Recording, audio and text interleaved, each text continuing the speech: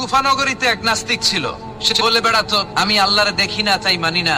কুফা নগরীর লোকজন বলে আমাদের এক ইমাম আছে নাম নু'মান ইবনে সাবিত, ওনার সাথে বসলে তুমি আল্লাহরে দেখতে পাবা। সে বলে তাই, তাহলে তোমাদের ইমামকে ডাকো।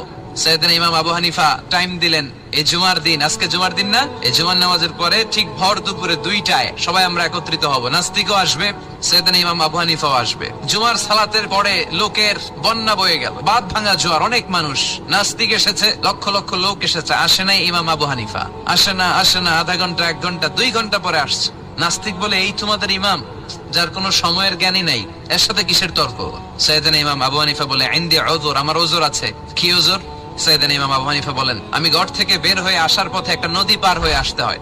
আজকে এসে দেখি নদীর মধ্যে কোনো মানুষ টানুষ নাই, নৌকা নাই, মাঝি নাই, কিচ্ছু নাই। তো হঠাৎ দেখলাম পাশে বিশাল বড় একটা গাছ, এই গাছটা এমনি এমনি 2 ভাগ হয়ে গেল।